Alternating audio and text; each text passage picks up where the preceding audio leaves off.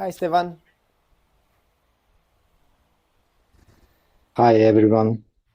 Hello. Hi, Nick. Beyond, do you know how to get the gallery view to fit on the page? Like I'm seeing the top of like four people's heads right now at the bottom of my screen. Did you make your screen? Did you make it full screen? Yeah, I mean I am on a tablet, so maybe that is why. But Oh, yeah, I don't know if I can. Oh, it's like scrolling. Oh, there's a bunch of other people down there that I couldn't see. Hi, everyone. Yeah, I don't know. I don't think I've ever been in a live room with this many people.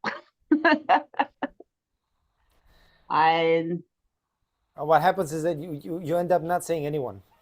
Yeah, That's what yeah, I that's what can see like happens. four people or eight people, and then I can see the top of four more people's heads. And then if I scroll down, there's three more people down here that I can't see. Wow.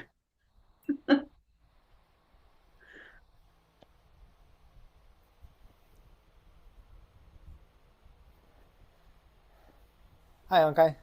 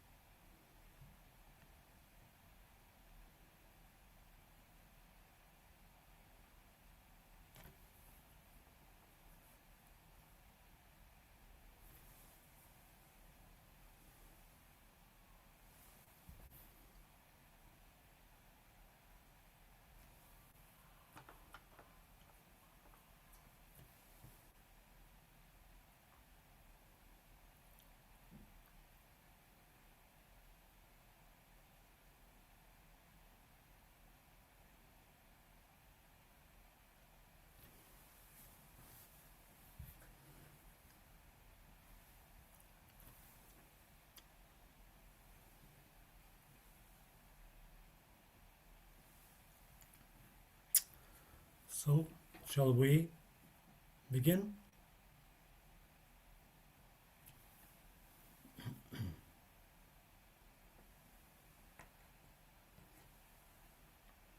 Hello, everyone. Good morning. Uh, Good afternoon. This is Treeleaf. Welcome to Treeleaf. Uh, Today we begin the series of talks pertaining to the Bodhisattva Precepts, and the first one is today. It is called Living in Peace and Non-Violence in this World Today. We will begin with the sit in Zazen, just for a few minutes. Sit where you are, or you may go to your Zafu and then back, just a few minutes. Uh, then there will be talk for about 10-15 minutes, and everyone will be invited for a free discussion. And we will close the session with reciting the verse of atonement and the four vows. So we begin. Zazen.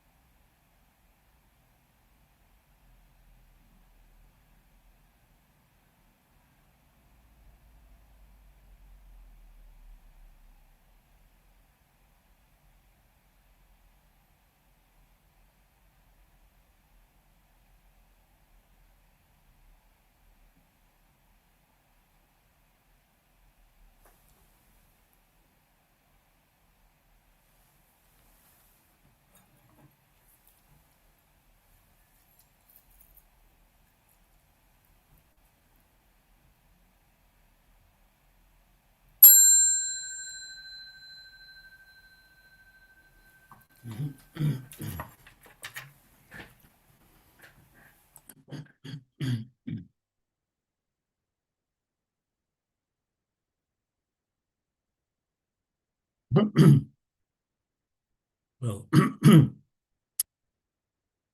thank you for coming. It's good to see everyone. First of all, sorry for my English, because English is not my native language, so I'll try to speak slowly so that I'm clear. Secondly, I'm a priest in training, so everything I say is may not be an ultimate truth, so please accept my words with a little bit of salt on top. Okay, so as I said, today's topic is living in peace and non-violence in this world today. And I choose the subject as Buddha's non-violence befriends and converts violence. Befriends and converts violence. Yeah. I would like to start with the short story attributed to a Zen master Hakuin, which I believe many of you have heard before, which is called "Is That So?" So I will retell it briefly. There lived a Zen master and a young lady who kept visiting him to help with the household. One day, parents of the girl showed up at his place carrying a child. They seemed very angry and started attacking the old man, saying that our daughter says that you are the father of this child. So take it, keep it, and take good care of it. So the only thing the old man said is that so. So he accepted the child and took a good care of it. A year later, the same parents came back to Hakuin, stating, well, now we have found the real father of this child, so give it back to us. And the only thing Hakuin uttered again was, is that so? And he gave the child back to them.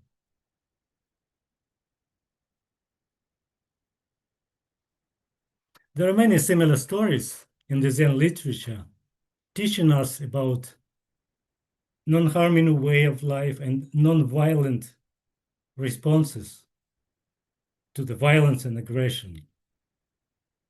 Also, for example, the parable about the old monk and the samurai and heaven and hell, which most of you, I believe, heard before as well. Actually, whether the Hakuin story had indeed happened in his life or not is not the point. It doesn't matter. The point is that nonviolent response is the only response that brings peace, while the violence in response brings only more violence and never is the solution.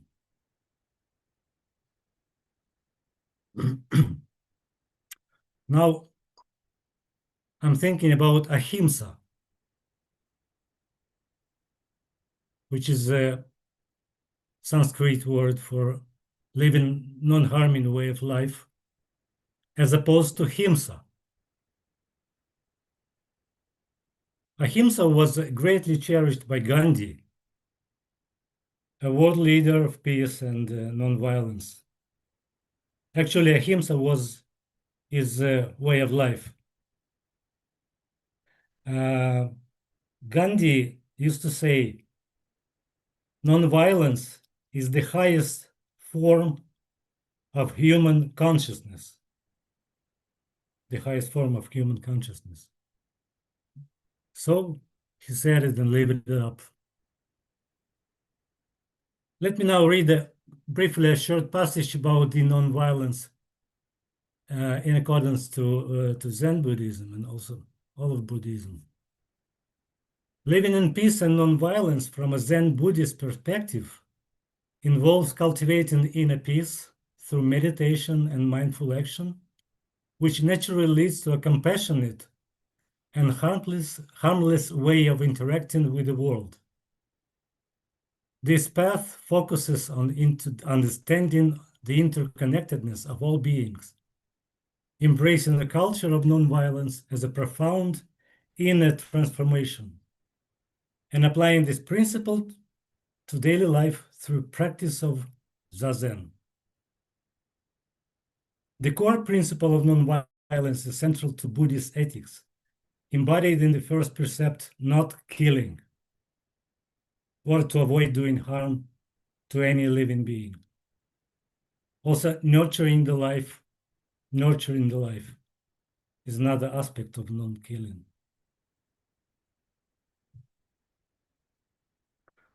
I would like to mention another great teacher who supported and lived the non-violent principle.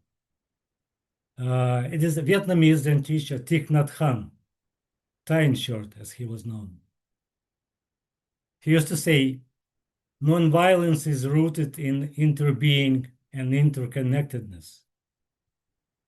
Non-violent action, born of the awareness of suffering and nurtured by love, is the most effective way to confront adversity."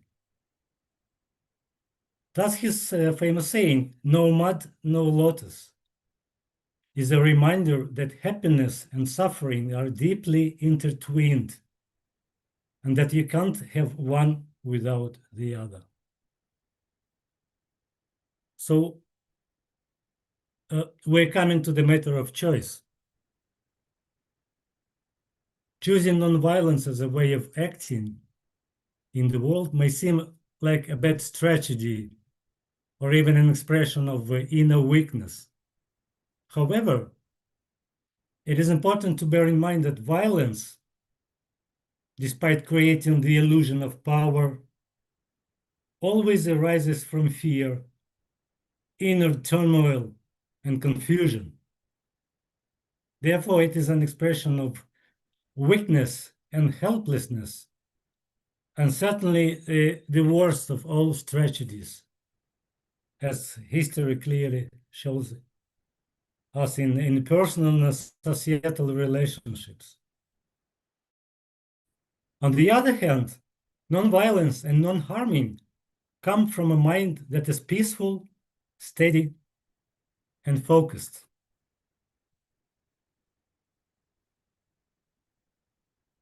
So the purpose of nonviolent action in Buddhism is twofold. On one hand, by such action, we contribute to harmony within ourselves and in our environment, thus creating conditions worthy of human life. On the other hand, we create conditions conducive to turning the light inward, as we say in the Zen tradition. This turning inward signifies the practice of Zazen, and also the practice of nurturing the mind, which cultivates compassion.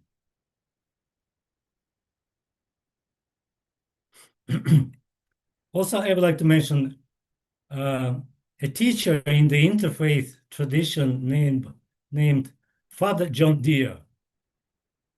He once said one thing, he put it nicely, I like it especially.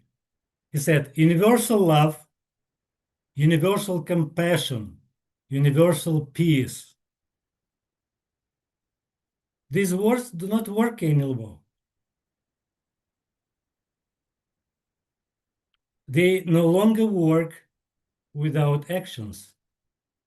They do not work even in the same consciousness that created all problems, because if we are still violent or supporting war, we miss the whole point." So to start the work, we need a new approach or new consciousness, if you will. Well, for me, personally, I know very well that drones and missiles cannot remove wrong perceptions. It's only love and speech and compassionate listening can help people correct wrong perceptions. The Zen teacher from the United States, Claude Anshin Thomas, whom I had the privilege to meet recently here in Odessa, he said that he knows from the first-hand experience that many people who served and are currently serving in the military are not the problem. They just take orders. It's that collective consciousness which is the root of all our tragedies, and that forms the wrong views. So the threefold way, according to Father John Deere, is first to end all eternal or self-violence. The second is to end all interpersonal violence between ourselves and all beings. And third is to keep one foot in front in the door of a societal, maybe political, and global action. And one has to work on these three simultaneously.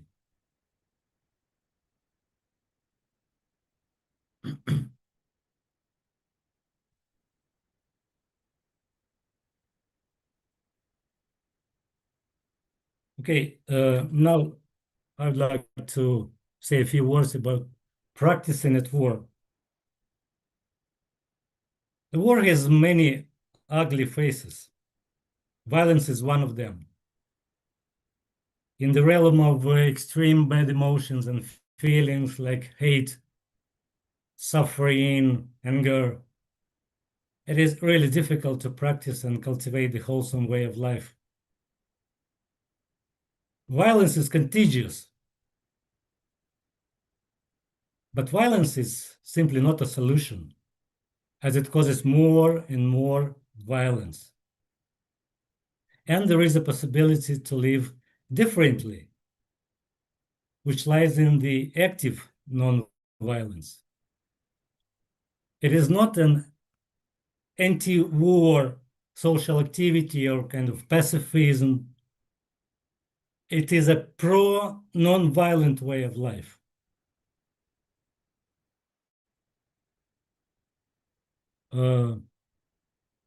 What active non-violence actually is? Sitting Zazen is non-violence in action. In silence, everything becomes clear, everything becomes known. I don't recollect any particular treatise of Dogen in his teachings, but sitting Zazen, Dogen's Zazen, is the very non-violence in action. Also, there are other activities that can refer to active non-violence. What I mean here is active non-violence as opposed to the idea of non-violence, to the idea of peace and to the idea of pacifism. For example, when I'm off the cushion, I try to choose this active non-violence, which goes like, I am aware that in any given situation, in any given moment, I have the capacity to act violently. However, I make a conscious choice to not do that. And the trick here is when I begin thinking of how to do that, I'm immediately off the point. So I go and just do my thing. For example, when I plant and when I water trees, when I care for the trees, I let this non-violent activity unfold and manifest by itself. I'm just present, doing the thing without a thought whether I'm doing it right or wrong, anything. Same thing with other activity. For example, when I do Tai Chi, I just do Tai Chi as a kind of non-active non-violence in comparison to one who shows his taekwondo skills by beating up someone. So, okay.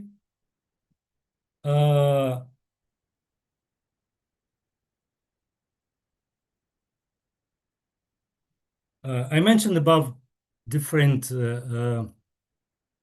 world peace leaders, different names, different big names. So the question is, do we need to be big bodhisattvas like King, Gandhi, or Mother Teresa? I think probably not necessarily.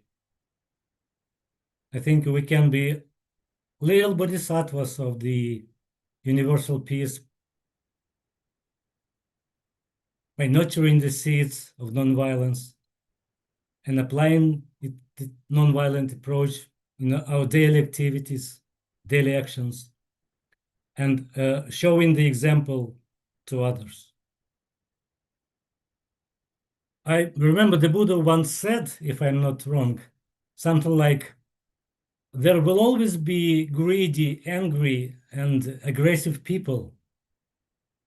But even if one man among them is peaceful and content, that's enough.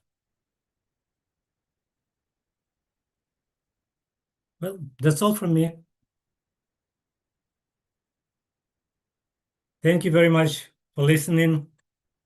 So now I invite all of you to participate in the discussion, share your views on the peace and nonviolent way of living. So anyone who is first? I really appreciate what you said about how violence always arises out of fear and confusion.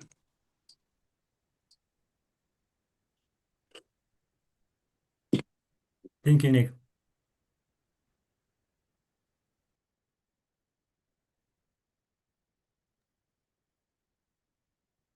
If it's okay for me to share, yeah. Also, thank you, Nick, for going first and breaking the ice for everyone.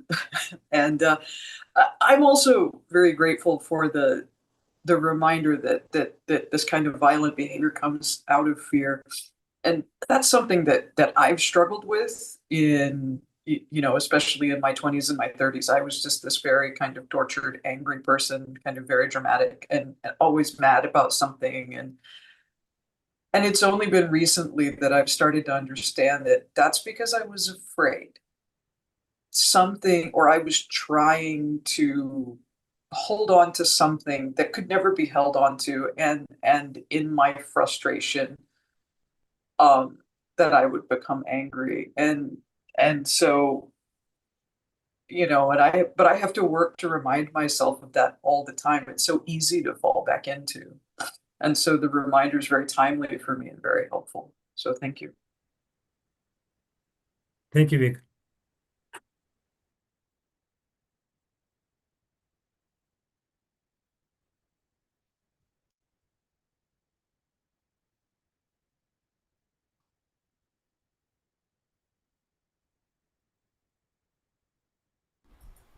Hey, Yeah, I'll Ian. go.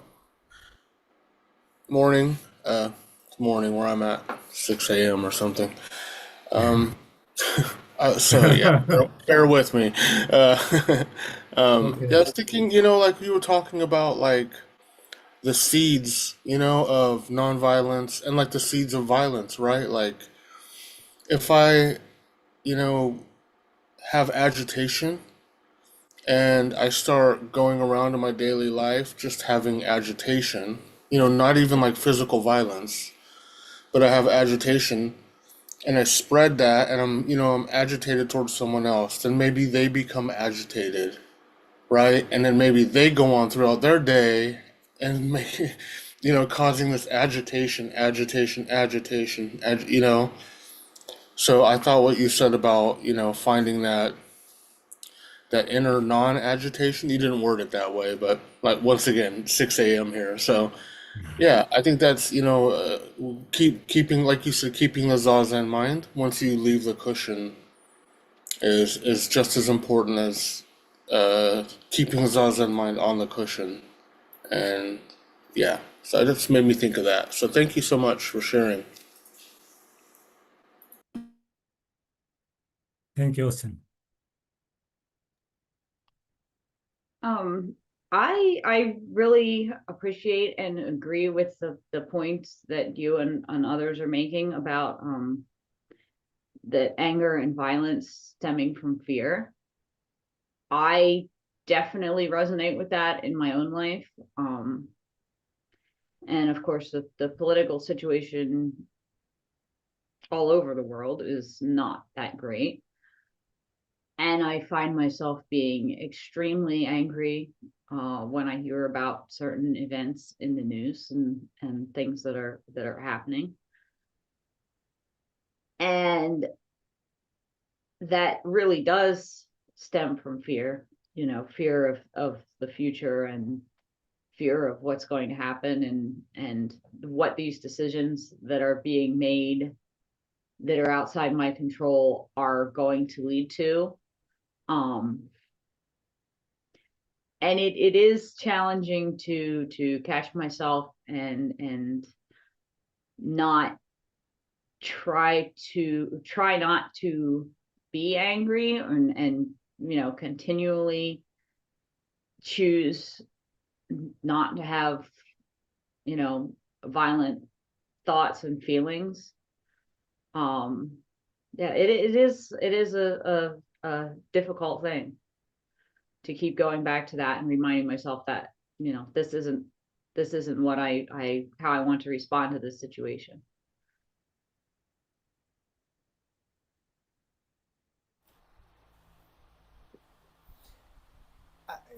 Can I go? Thank you, I Chikyo. Thank you. can I go, Wasin? Yeah, yes, Beyond. Yes, please go ahead. I find it really, really nice that the conversation went towards the origin of this anger and this violence, which is fear, because automatically I'm thinking of the purpose of refuge when it comes to being scared, when it comes to being afraid, which are our first three precepts that we talked about throughout these first 2 weeks of our study. We can talk about them as refuge in the Buddha, the Dharma, and the Sangha. So the connection there, I think, is pretty obvious, right? One can take refuge in fear and in agitation and can completely drown. I can completely drown myself in those emotions and be led by them, or I can take the step backwards and find where refuge is available to me, whether in a specific situation it's Buddha, it's Dharma, it's Sangha. And then when we expand those devotions or refuges or treasures, however you want to call them, when we expand them, to me, it makes sense that one that takes refuge in the Buddha is one that will operate from a place of non-violence, because it's not just Shakyamuni Buddha. It's also every other Buddha. It's also everyone that has the ability to manifest Buddha. And so refuge in the Buddha means refuge in everything and everyone. I cannot dismiss anything or anyone as being invaluable or an enemy or separate from myself and thus act with anger. So that connection to me here in this conversation is wonderful. Thank you. Thank you, Beyond. Nicely put. Thank you. Well said. Can I add something? Yes, Douglas. Because it's interesting for me to think of this violence and anger and aggression is caused from fear, and fear is cause for fear is ignorance, avidya. Yeah, and from the I can tell a little story. Here in Serbia, when there was NATO bombing, one NATO plane was crashed and the pilot jumped out. And some villagers who was on the fields taking care about corns and everything, they caught her on the place and they start conversation. And she was shocked that here there was civilized people, there was culture, there was buildings, there was cities, towns, roads, because she was taught that where she is going, there is aggressive people, there is wilderness and nothing good. And she acted violently from ignorance, making harm to some dehumanized people. Yeah. So the opposite, if we want to make non-violence, we have to develop knowledge, consciousness, knowledge, vidya, not avidya, vidya. Yeah, that's it.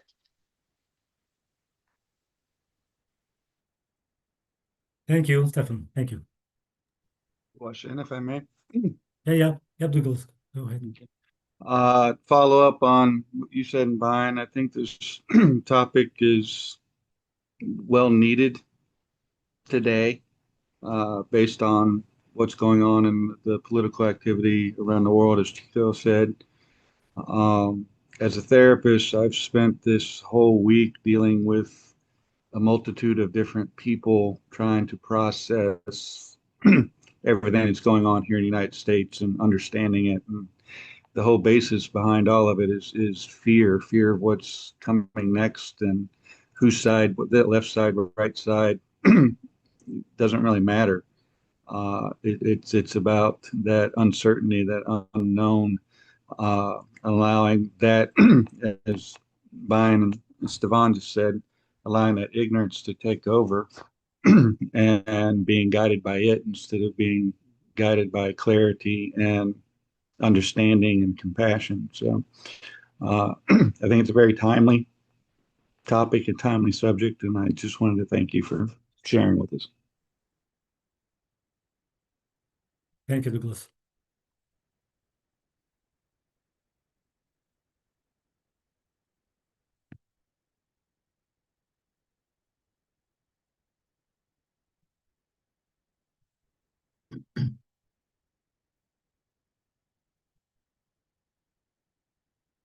All right. Who's next? Yes, Fred. Yes, please. Hi, yes. Thank you for your teaching. It was very informative. I remember reading, I think it was in a Dhammapada, and they said that hatred is never ended by hatred. It's only hatred is ended by non-hatred. And I think that's plays into what you were talking about. And I've always found that to be a striking way of phrasing it. Is that there's no way you're going to end hatred and violence by reciprocating in a like manner. I think that's the usual approach in life, but it only ends up increasing your own suffering, I think. Thank you.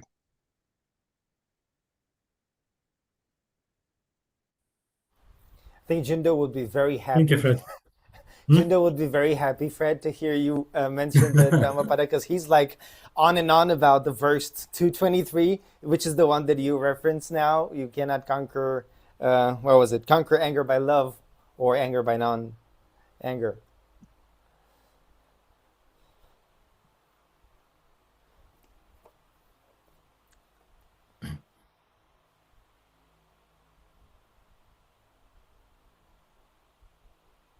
Yes, Vic. Thank you. I had a thought that I kind of wanted to bounce off of you and the community and just kind of add on.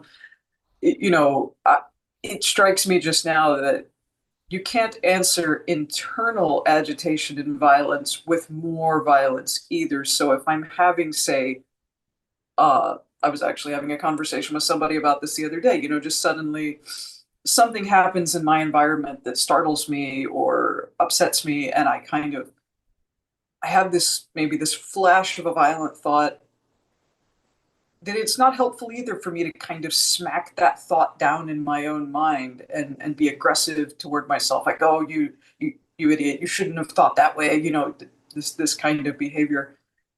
And it kind of strikes me that, well, shouldn't answer that violent thought. I shouldn't follow through on it, but I also shouldn't, push it away from myself aggressively either. Just kind of let it float by. But I am such a beginner. I have no idea if I'm on the right track or not. So I would definitely appreciate anybody's feedback on that. So thank you. I definitely think you're on the right track, Vic. I mean, yeah, it's if you fight with yourself, you just end up reinforcing the thought, whatever it is. If it's a violent thought or any kind of thought you don't want to be having, the more you fight with it, the more you just stir it up and reinforce it. That's my experience anyway. Yes, Tegan. I think for me, a lot of it is clinging to the should. I shouldn't think that. I shouldn't feel that way. And the more I think of the should, the more it sort of cements in my thoughts. And so my exercise over these past couple of weeks is been thinking of just it is. My preconceived notions of I shouldn't be angry about this or I shouldn't be frustrated about this is me clinging to the should, rather than just it is, and then it seems to go away a lot faster when I'm not cycling it through my brain and increasing speeds. So that's been interesting for me. I don't know if everyone would Thank you. agree with Thank you, me. Tegan. Sorry, I don't know if everyone would agree with me, but this particular piece of the conversation has me thinking about a note I took from the readings that we had. I think it was in part 2 from Pat Phelan's essay, where he said, in Buddhism, feeling regret or remorse is considered an important dharma or factor of mind, but this shouldn't be confused with the added burden of guilt.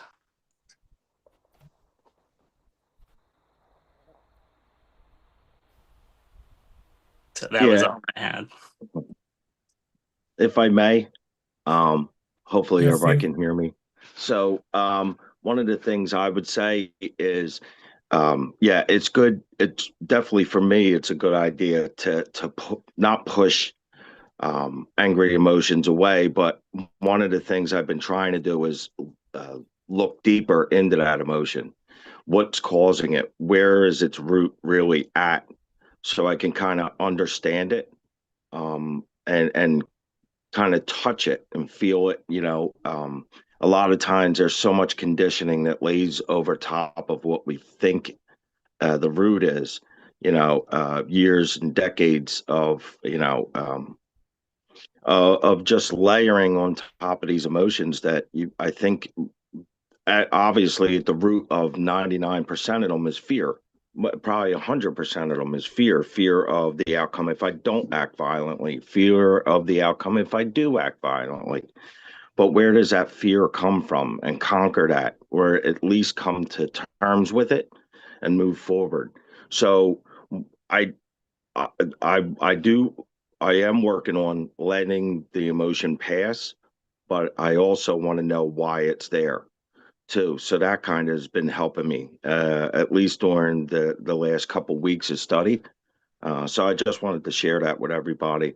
It seems to be paying small dividends in the beginning, but I'm hoping they grow. And thank you. Thank you, Steve.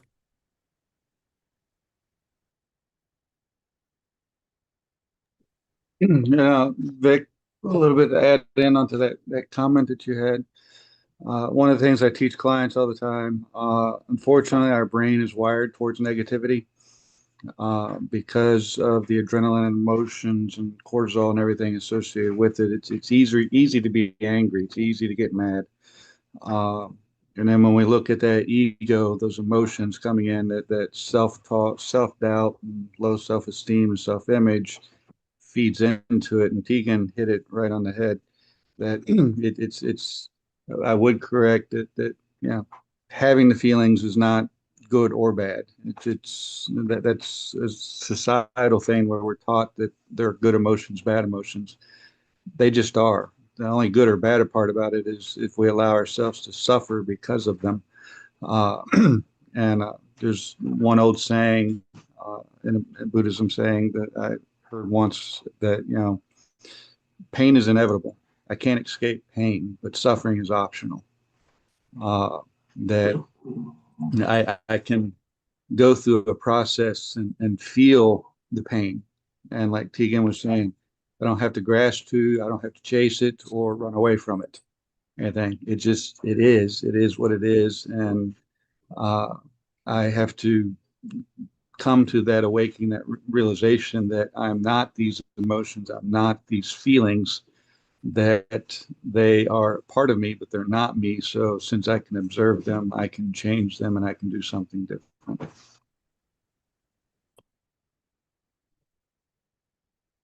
Thank you, Douglas. Thank you. Yep, Jan. I think this brings us precisely to the importance of Zazen as a practice. Because Zazen has none of that violence in it towards squishing down, smashing into the emotions and the feelings. There's none of that. There's intimacy more than anything else. There's intimacy with what is. It's cultivating that through practice. It's not judging and beating down what arises, but rather skillfully accepting all of it, allowing it to be, and then, like Steve says, with appropriate attention and through continuous practice, it's inevitable that this eye of wisdom opens up where one can see. Master Dogen used this expression in Hachidai Ningaku, the fascicle that we're studying during the monthly Zazenkai. At some point, he says that in meditation, in the practice of Zazen, one truly gets to see the arising and passing of dharmas, of things that happen. So if we sit Zazen, things arise and things pass on their own with no need from that violence on our part. Go away, I don't need you, I don't want you. And that wisdom eventually can carry through, because a lot of the Buddhist teaching, I was thinking about the Dhammapada now that we talked about it, and in one of the verses in the Dhammapada, the Buddha specifically says that a man should control his words and his action and his thoughts. And there's this misguided notion, I think, that there's this kind of super controlling aspect to it. But then in the verse previous to the one that Fred mentioned, the 223, with responding to anger with non-anger, the Buddha makes a comparison where he says someone should control his anger as if he was driving a rolling chariot. Now, that's not violently pulling on it, the same way it's not, in a car that is sliding out of control on ice. You're not going to just pull on the brake and spin out of control. There's a wisdom to how you approach so you can counteract in that situation. And I think that's the prajna aspect that we end up talking about, the wisdom aspect that comes from continuously practicing with this openness, where for a while we allow everything to be what it is with no judgment or violence towards it. And then we can skillfully engage with it off the cushion and in other moments. So I think all of these observations fantastically tie into each other. Yeah, thank you, Bjorn. Yeah, Kote, please. At least what practice is doing for me or with me is that the card that Bjorn mentioned doesn't come up to speed before I notice that it's moving. Practice teaches me that I catch those mechanisms that spin up inside of me at a point where I can just put my foot in front of that cart and stop it, and it will not run over it and get its own life, right?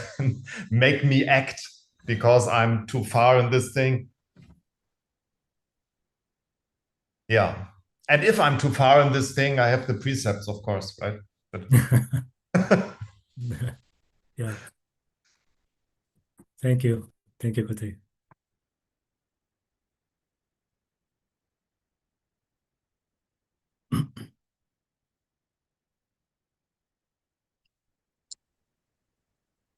Yes, Carolyn, please.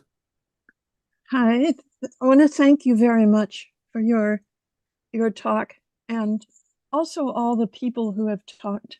I'm a new beginner in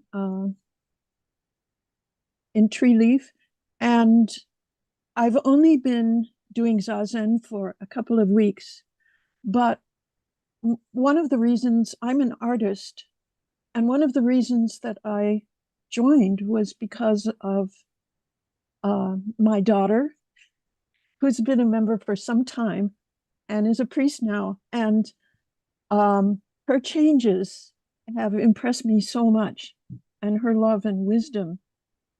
I'm working on a Ukraine project, and I work with pictures and painting. I'm painting. And it's difficult for me to handle my emotions. And it's difficult for me to be nonviolent. And I can see with this group here that everyone has a quality that's missing in the rest of my life, which is humble acceptance of what is. When I see that Ukraine has bombed a oil factory, I cheer. I can't help but be emotional about it. And it's something that I can't share with anyone in my life except for my daughter. And I'm very grateful to be a part of this organization. And I'm very grateful for everyone in it. Thank you very much. Thank you so much, Carolyn, for your kind words. Thank you.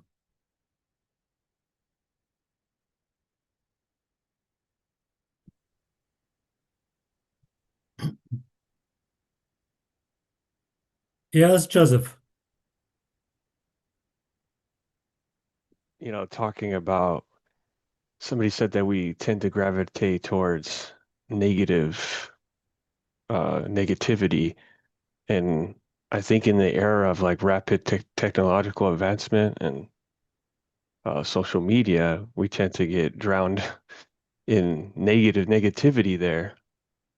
And it's constant flooding of, news that's negative or anything really that, we see a lot of violence that takes place. And I try to minimize what feeds into me, what kind of news I get, because it tends to bring up these these negative emotions. So I always try to think, how can we leverage technology or social media for peace building instead of violence? But it's so hard because everything is always gravitated towards negativity.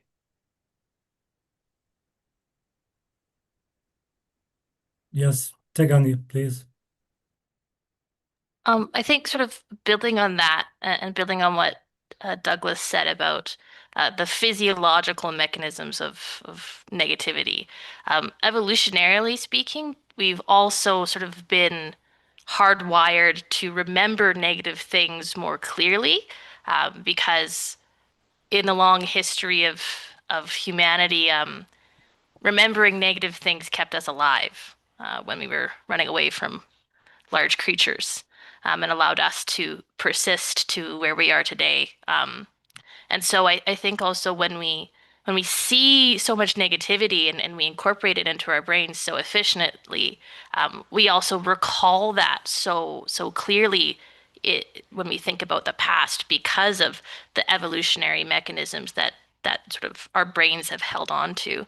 And so from sort of a bio standpoint, it's always, I find, an interesting exercise and in seeing what we're consuming and seeing what we're remembering and trying to acknowledge the negativity of it, but not let it cloud potentially other good memories or other good experiences when the sort of the draw of the negativity is so strong and it's hard. Yeah, thank you. I'm gonna absolutely tie that back to Zen practice, which the main thing that we talk about always is putting down judgment and dualities.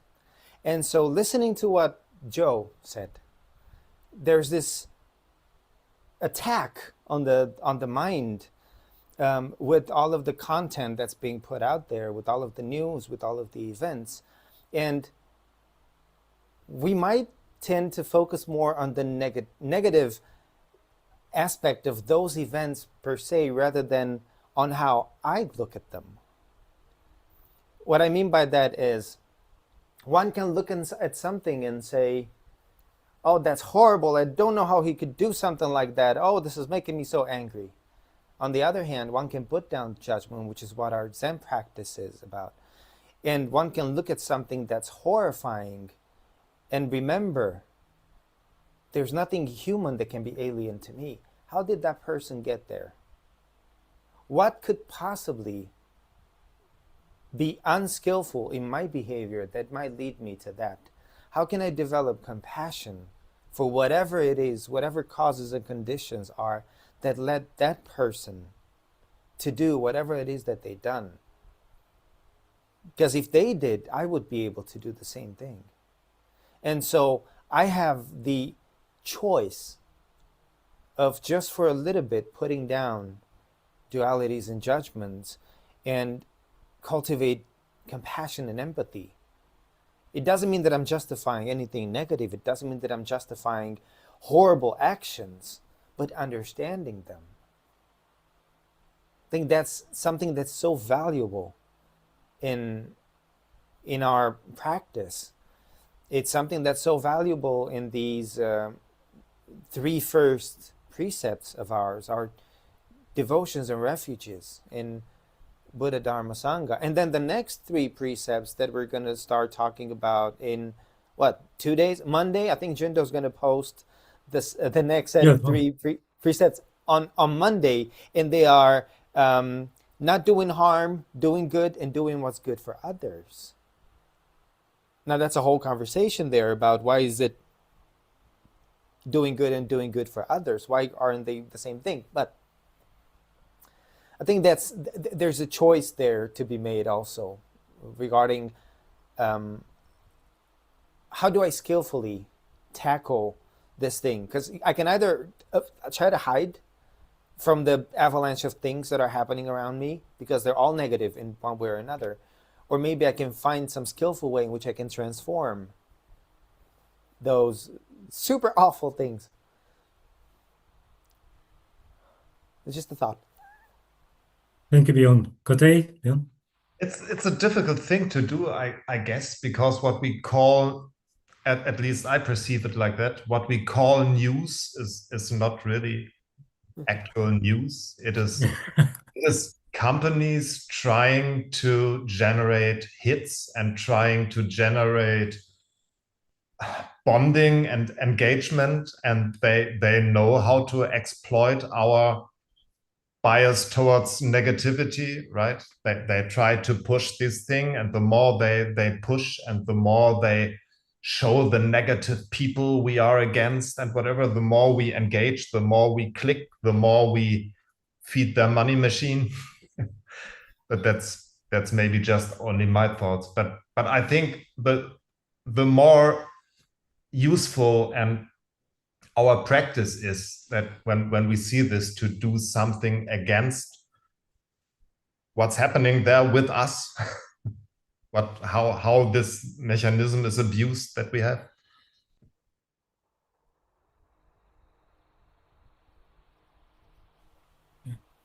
I think Douglas was going to say something in response to me. In response to you, Brian, and response to Tegan as well. Putting it back in and feeding a little bit what Steve said earlier. Tegan, you commented about how we get caught up into that negative thoughts, and because of the amygdala, the fight, flight, freeze response. The clientele that I deal with most in my therapy practice is trauma. And these clients are very surprised when I sit down and talk to them and tell them that when we deal with this, you don't have to tell me your story because your story doesn't matter to me. Not that I don't care about it. I don't need to hear it, and you don't need to relive it, because bringing it back to that zazen and bring it back to sitting. Yeah, it's not the memory that's causing us that suffering. It's our reaction to the emotion that's causing the suffering. And when we can change that reaction and we can stop and breathe and look at, okay, what is causing this? Is it true? Is it real? It doesn't exist in this world right now because it's because a lot of the trauma memories, the brain doesn't realize that it's not happening right now, that it was something that already happened and you've already survived it. So when we switch over to that, acknowledging and focusing on the non-attachment, the seeing it with the open hands and just allowing it to be, as you commented, if you don't chase after, don't avert from it, and don't interact with it, you just observe it, it goes away rather quickly. And they've actually done studies on that a untethered raw emotion or feeling or thought, if it comes up without interaction, it usually takes about 7 to 7.5 minutes and it'll go away by itself. So I just wanted to share it. Thank you. So sit longer than 7.5 minutes, right?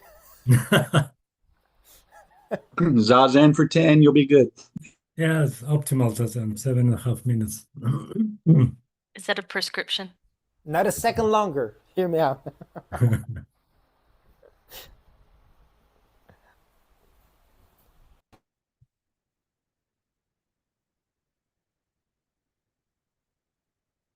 Yes, second, please. Yeah, I think a lot of this conversation has really reinforced the importance of the 3 refuges or treasures, because however you want to interpret them, as a scaffold or a hug or a friend or a community or a set of rules or a set of guidance, it really does provide you with support for navigating these sorts of things. So the ancestors sort of laid the path for us.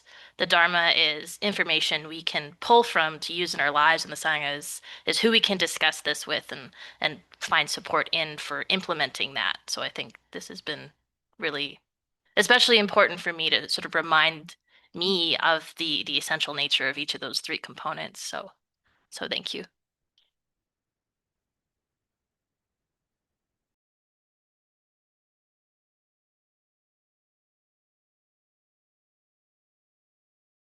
I think one observation that I wanted to make related to that, Tegan, is refuge in the Dharma, with Dharma being reality itself.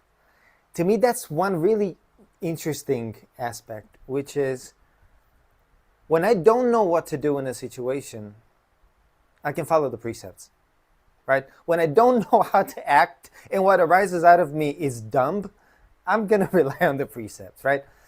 When I don't know what to do and I don't know what precept I can rely on, I can take refuge in reality in the sense of I practice non-clinging. I practice letting go for a little bit, just like in Zazen. And I trust that the full function is manifested in that moment. If I don't make any choice that stems from my delusion, if I don't do anything that comes from attachment, and I take refuge in the Dharma, in that sense, like I do in Zazen, I'm pretty sure I'm not going to do something stupid. So I think that's a very valuable aspect to taking refuge in the Dharma, more than the teaching itself, because the teaching itself, while, I'm one of those people that takes it very little, refuge in the Buddha, Shakyamuni, and the Dharma, the Dharma, right? But also, I completely forgot what I was saying. There you go. My papers flew away because of the fan, and I lost my train of thought. Ha! Is it the finger pointing at the moon versus the moon itself? I wish I could say yes, but I don't remember what I was thinking about. I really don't. Completely forgot what I was saying. Dharma as reality. Yes. Oh, yes. My point was that even when we think about the Dharma as the teachings themselves, applying the teachings, interpreting the teachings is still a subjective thing. That's how we have so many different schools of Buddhism, and they all talk about the same thing in different ways. But I can trust the non-clinging and no attachment side of our practice, where I can simply open my hands, let go, and I can trust that. I think that's so important to remember. Thank you for bringing me back. Thank you, Bjorn. Thank you.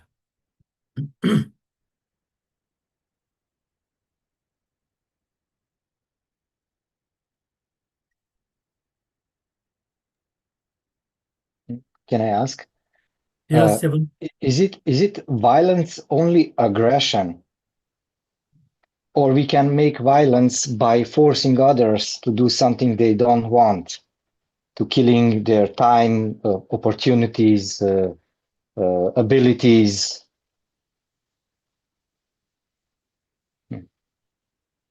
This is a question for everyone. Yeah. I would argue that violence is anything that distracts you from reality. Anything that keeps you from being present and in the moment and seeing things for how it really is. That suffering that we put ourselves through is violence. Not just actions upon others, but how we act and react towards even ourselves.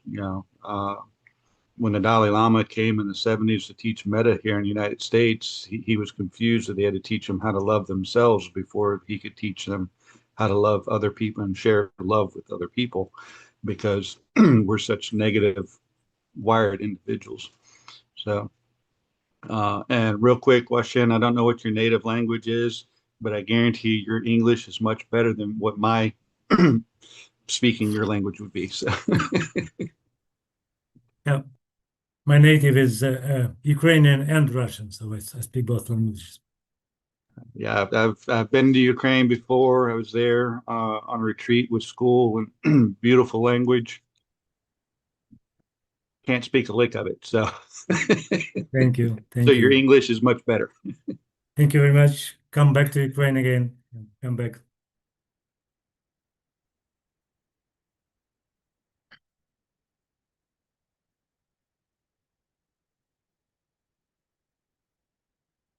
Yes, Vic? Just answering what I believe it's Stefan said or asked. I really do think, yeah, like the violence can be something like imposing upon other people, in a non-physical way, if I'm understanding your question correctly. I do think so, and I think I would tie that back to, I think it was Joseph who was talking about the effects of social media. There are so many ways in which the things that we see on social media platforms and on the monetized dynamic web in general these days, the ever invasive thing that constantly blows up your phone.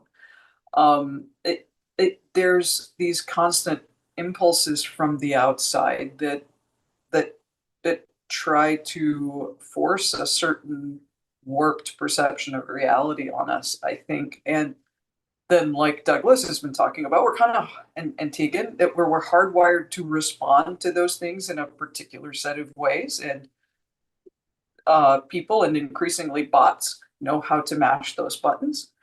And so I think there absolutely is. And I mean, there's definitely ways to be abusive to ourselves and others without ever raising a hand. And, so I may have misunderstood your question. That will probably be neither the first nor the last time if I did. But yes, I do agree that there are non-physical ways to be violent, and yeah, so.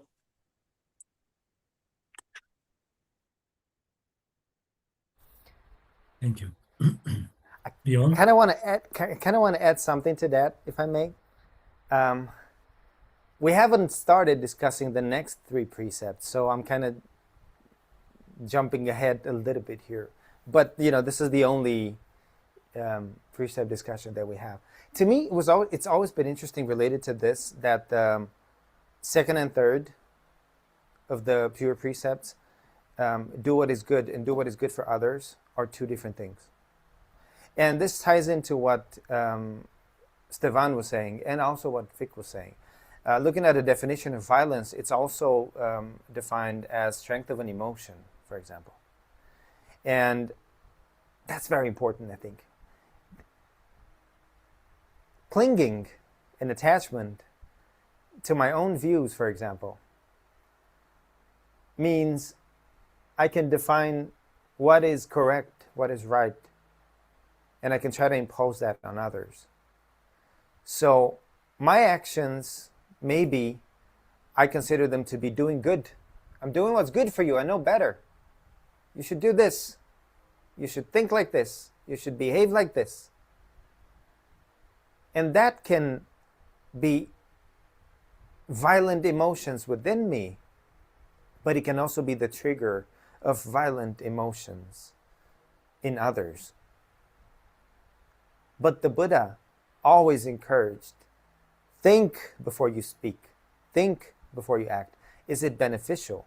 Is it good for others? Does it promote unity? Is it compassionate? Is it an expression of empathy? So sometimes I want to do good, and my idea of good does not match what is actually good for others. And so that's when I might need to put down this attachment to, this is the only way, this is the right way, this is the good way. And I have to start thinking, what is good for others? And what do I do about it when it doesn't match my definition of good? What I'm doing, am I aware that it can give rise to extremely violent emotions in someone else? And if I'm aware of that, am I still doing it? And if so, why? That's all.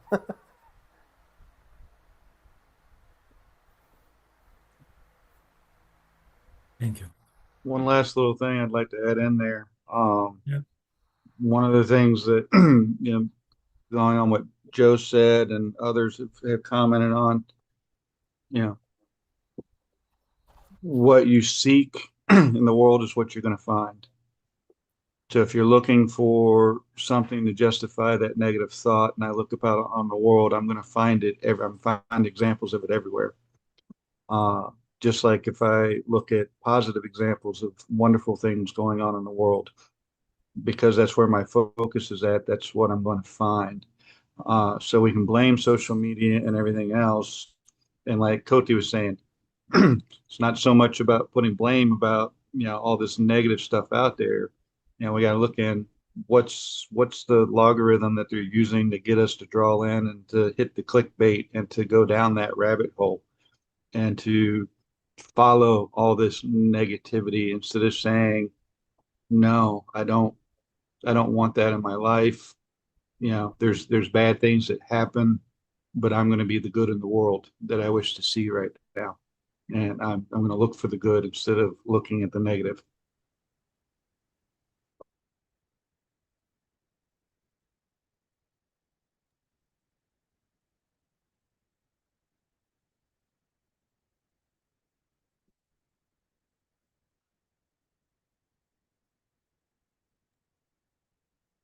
All right, folks. I'm sorry I have to check out. But thank you so much for sharing this with me. It's enlightened me every moment, every word. You're all my family. I love you very much. And peace.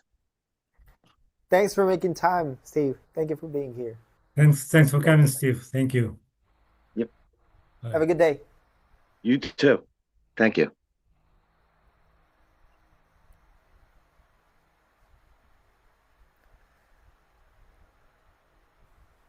Can I just say how happy it makes me that none of you are shy?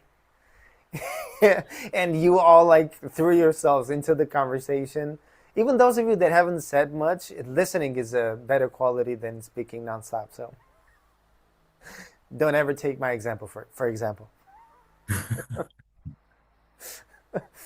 Yeah. I can't shut up.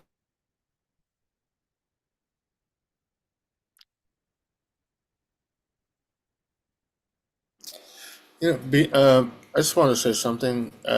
Beyond made me think of a story of the Buddha that I learned a long time ago, and they were on alms round. The Buddha and his bhikkhus were on alms round, and they were walking through like a marketplace, and it was kind of like where everybody was kind of debating their different methods and their different practices, and there were Brahmins and Jain masters and all these different, and they were kind of yelling at the Buddha because the Buddha was pretty well known at this point. He'd had a lot of followers, so they were, hey Buddha, you're wrong, and the Buddha just calmly walked through, and one of the bhikkhus was like, hey Buddha, or master teacher, world honored one, or whatever they called him. What are you going to say something? Are you going to respond and show the right way? And his response to the bhikkhu was, it's merely just a sea of views, and views are endless. So that just made me think of that. Thanks, Beyond. Thank you, Austin. Thank you.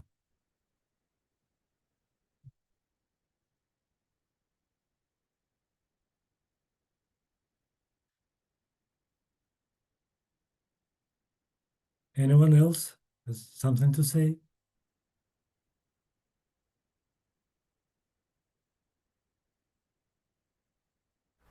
The shy people, at least say hello. Hello is totally fine. Hello. I want Yeah. to thank everyone. Yeah, Jason. Okay. Yeah. Thank you all. I mean, this all resonates so much. I've been practicing various types of Buddhist meditation for the last few years. So I see the anger. Right. I'm not to the point where I can stop the anger from, coming out, but I see it as it's happening, which maybe makes me even angrier. It's, I know where it stems from also, like my, how do I deal with, 3 little kids who how do you control little kids, right? And you just get frustrated.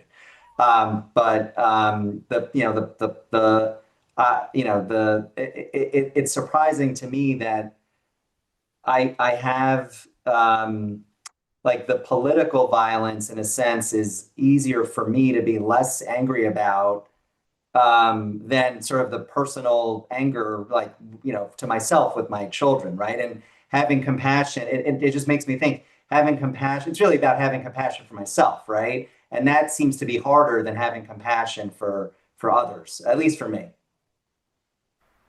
So thank you. Thank you, Jason. Yeah. Relatives and close people are the most difficult to practice with. Hello, everyone. Yes, Michael. Thank you for your thoughts. It's a lot to think about, and I really enjoyed listening to the conversation today. So thank you. Thank you. Well, you've officially contributed too.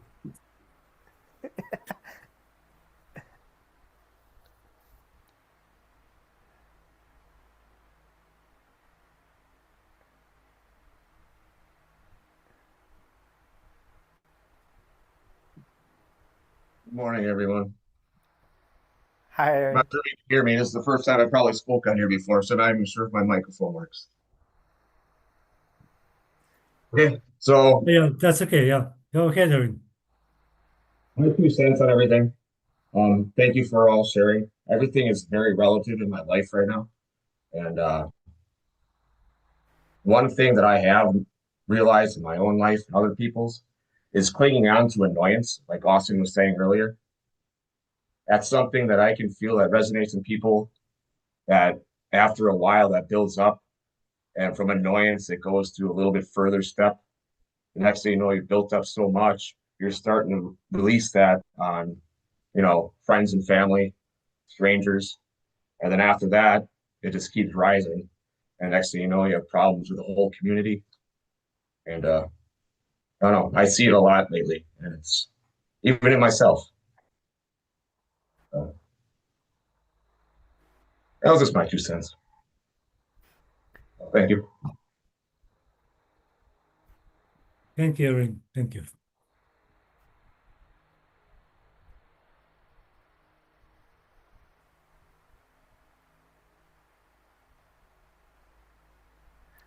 Tassos, I know you want to say something. You tried to put me in the microphone, eh? Yes. I would like to express my appreciation for the so inspiring speech of Wasin, and for all of you of what you're saying. It is very inspiring. I would like to say what Caroline said before for the transformation of her daughter and for her because I live in Greece and all my neighbors here are in war, so I can understand her for what she's feeling, and I'm feeling the same. I'm anger, I fear for the future of my family, and I know that I am violating the precepts every day, and this is because of me, because I cannot understand how the world works, and I'm trying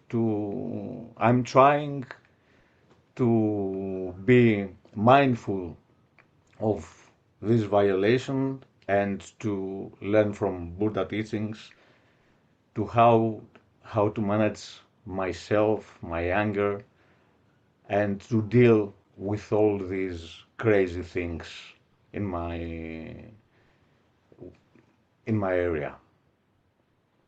That's all. Thank you, Tassos. Thank you.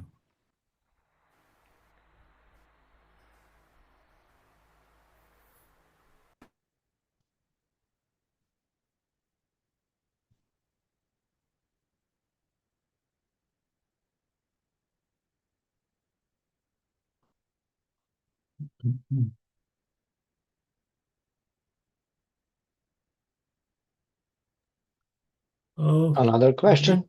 yes, Stefan. Okay. How to transform this energy of anger to something positive? Yeah. Anyone?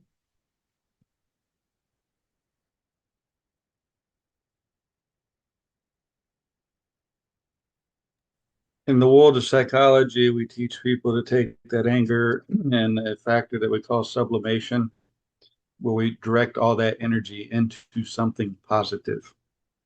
Kind of like, doing what Shen talked about when I'm doing Tai Chi, I just do Tai Chi. So if I have this anger and, I deal with, when I deal with victims of crimes, one of the recommendations that we tell them is to go take a karate class or take a kickboxing class because it's a controlled environment that they can let their anger out in a positive way as a healing method.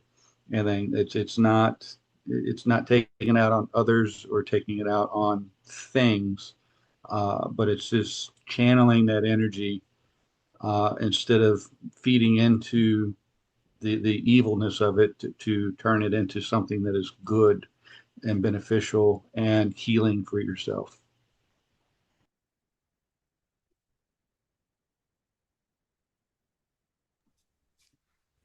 I use it as a form of information, if you want so. When I feel something so massive coming up in me, I know that this is something I'm not yet done with. I need to process. I hit the brakes and look at it. what I need to change with my perception, with things I'm doing, what's wrong with me, not with that I'm angry about, and use it as energy, right? But after I've looked into it, of course.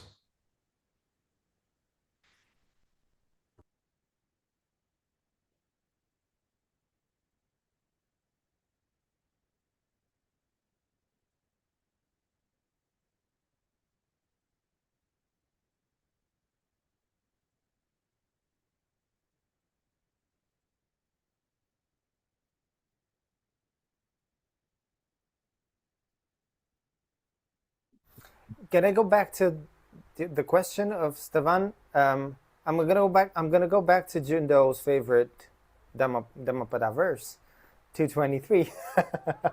Conquer anger by non-anger, or different translation says conquer anger by love. This is, I'm not talking about this from a psychological perspective or anything like that. Simply, the Buddha says, find what the opposite thing is, which is positive, and cultivate that. So if I feel anger rise right now in me for whatever reason, what's the opposite positive alternative to that? And how can I cultivate it?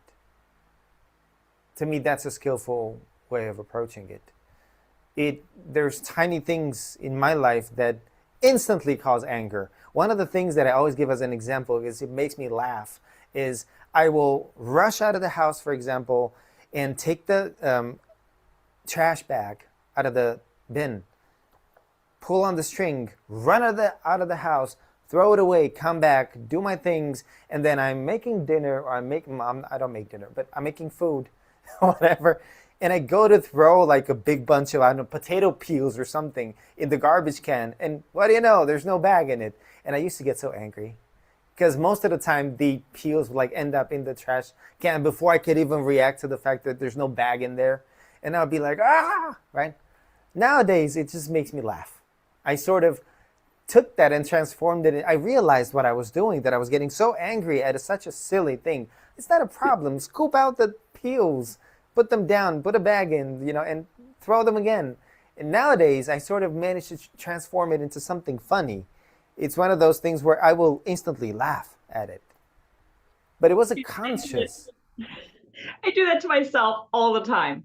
Every time I take the trash out, that is exactly what happens. See? Common problems.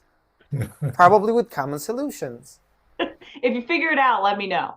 I did figure it out. It's just I started laughing at it. Instead of getting angry whenever the potato peels or whatever it was got thrown inside of the bin, instead of getting angry, I just went, ha! I did it again. Oops. Do you think the advice is to seek the opposite because that will give you more insight into truth or the Dharma? Because it's been said that no thing or person is completely evil or completely holy. What do you think about that?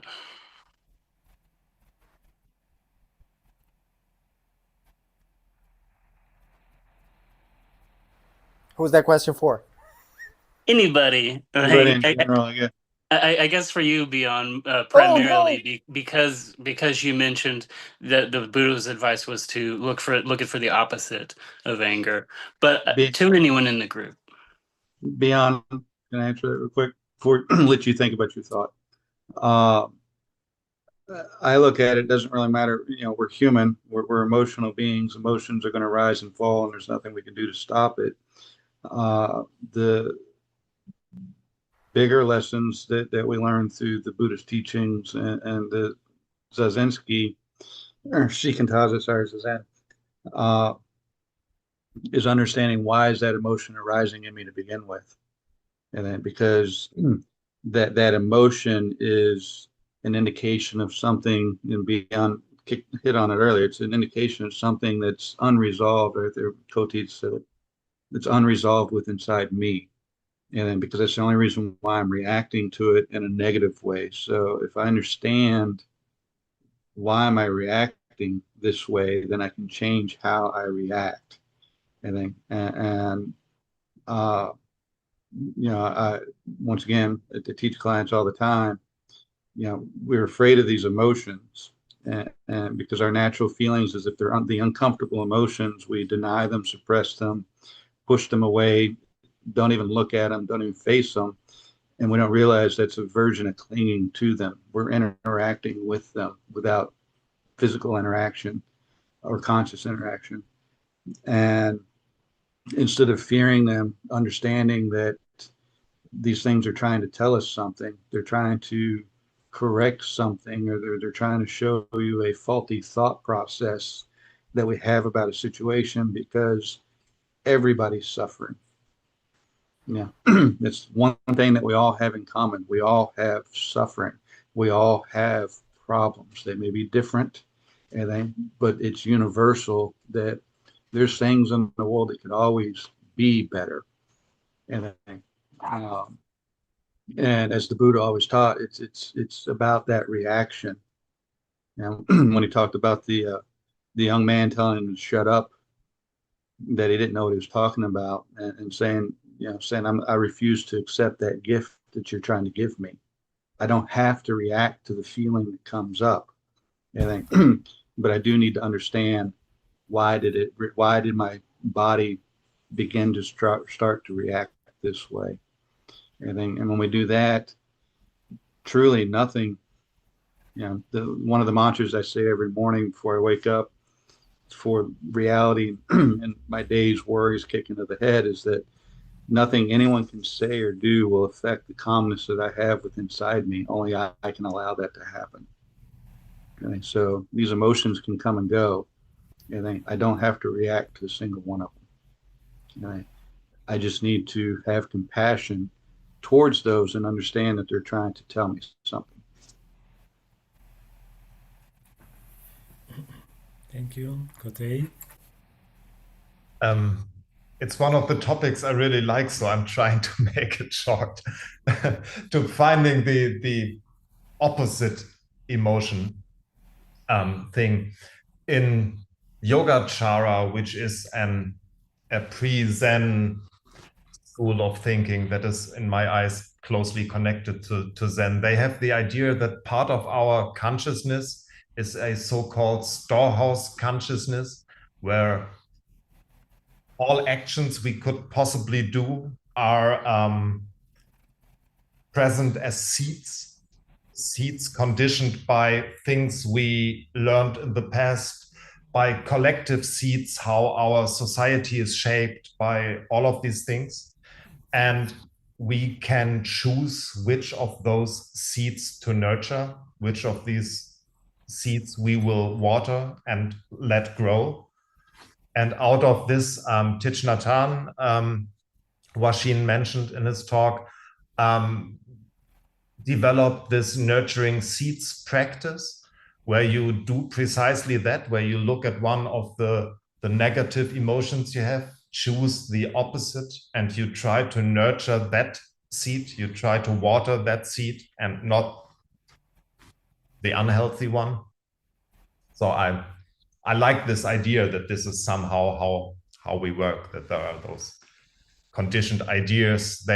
Maybe this is how karma works, is what Yogacara suggests, right? That everything that conditioned us from the past is this seed.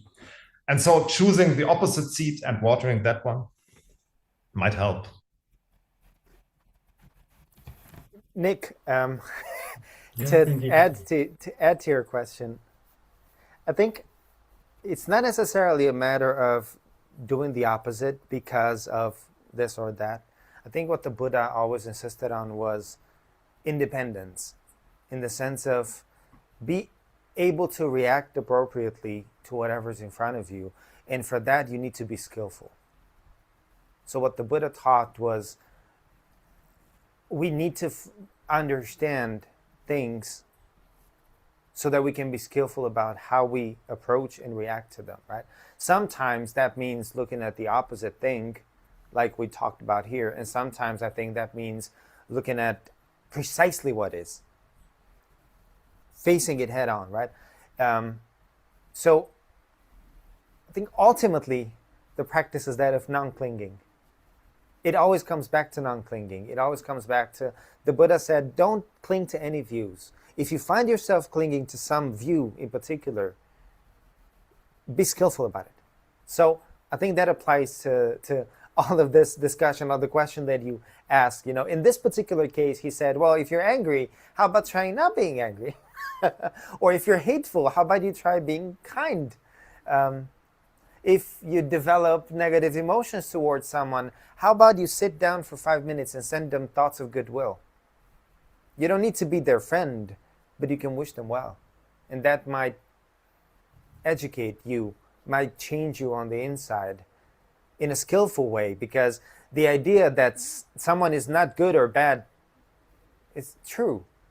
At the same time, there are things that are, objectively producing negative effects. So you got to be able to take that in as well, while we are not keeping a dualistic view necessarily, but it's seeing things at the same time in the most skillful of ways. I think that was the Buddha's teaching, as far as I understand it. Thank you all. I love the constant use of the word skillful, and I hear that a lot in Buddhist teaching. But it reminds me that it's a practice, that it's a skill to be learned. It's not a default way of existing. Like, it's easy to think, oh, well, I should just be this way, or I should be nice, I shouldn't be angry, I should be compassionate. But it's not that we should just be this way, it's that it's a skill to be practiced.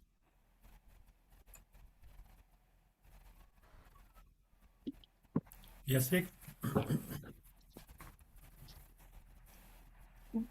There we go.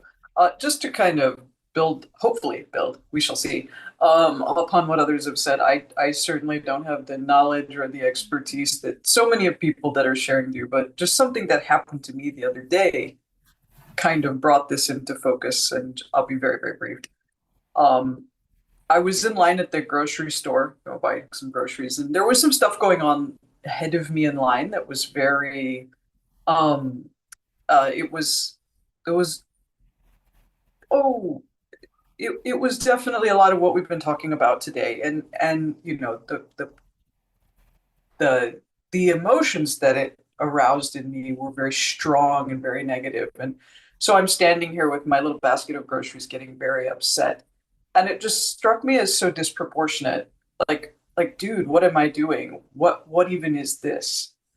And so I tried, instead of fuming about this person ahead of me in line, and what they were saying and doing, just sort of looking to see where that was coming from. Like, is this coming from me? Like, where is this coming from inside my head? And the thing that eventually just kind of floated to the top for me was that this is just some tangle of past things I've been through, bad experiences and preconceived notions and things I've been socialized to believe, things that, insert relative name here told me when I was a kid, or whatever.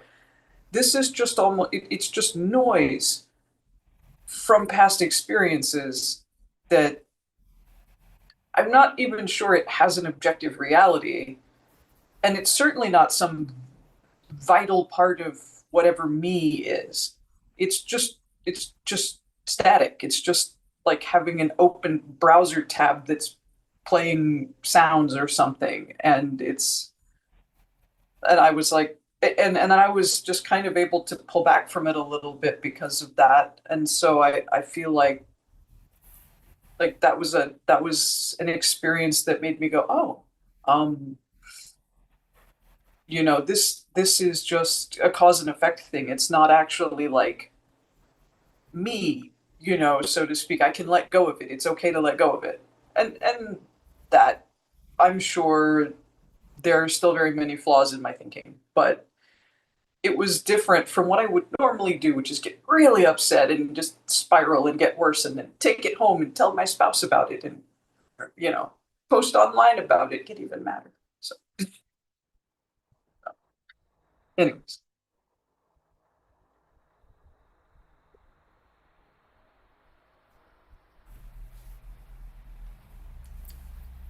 Okay. Thank you.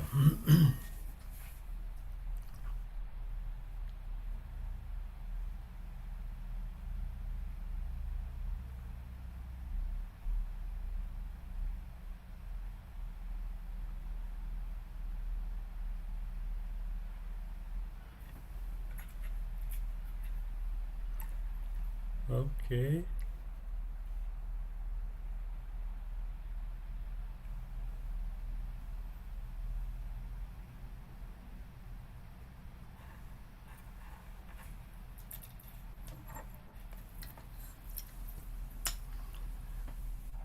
So,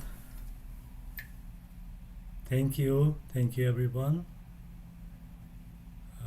Beautiful talk.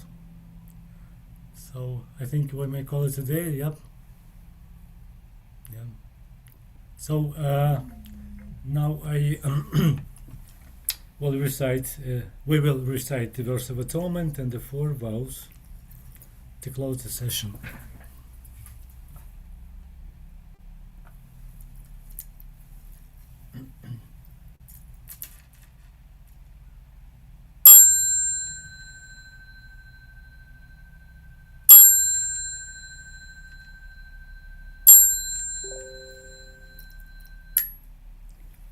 All harmful acts, words, and thoughts ever committed by me since of old, on account of beginningless greed, anger, and ignorance, born of my body, mouth, and mind, now I atone for them all.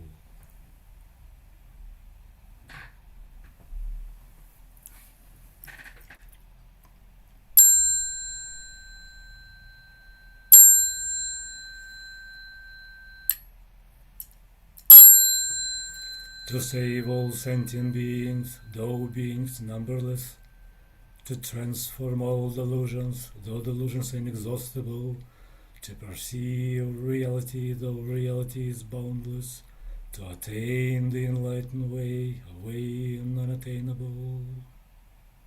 To save all sentient beings, though beings numberless, transform all delusions, though delusions inexhaustible, to perceive reality, though reality is boundless, to attain the enlightened way, a way unattainable.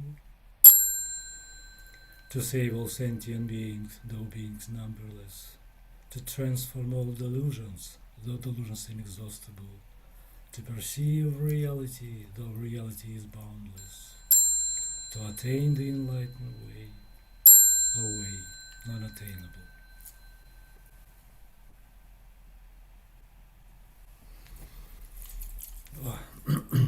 All right. Thank you, everyone. It was a great pleasure to sit together, to talk about the subject, to hear everyone's views. So, the first talk is over. We're looking forward to see you all next time. I believe in October. Yeah, sometime right beyond. Can I make a little announcement on that? Yeah, do it. I think we already have a set date for the second precept discussions. Everything is on the Ango resource page. The links to the precept discussions, the dates for the talks. Keep an eye on that and on the calendar. And I don't remember if it's 20 something Kote, right? Like the October one. Something like for whatever reason, I'm hoping Kote knows. Just check the Ango resource page and you'll find it there. And the recording for this particular meeting and the discussion, it's also available if you go to like the link that I shared or on the treeleaf.org, the website. You scroll down, you will find it in the events section. There's the whole recording and everything. So that's all. Thank you. It's the 18th and it will be 2 hours later than today. Thank you. Thank you, everyone. Thank you, Beyond. Thank you, Kote, for the tech support. So see you. Bye. Thank you very much, everyone. Have a nice Saturday. Also, lovely weekend care. ahead. See you. Take care. Bye.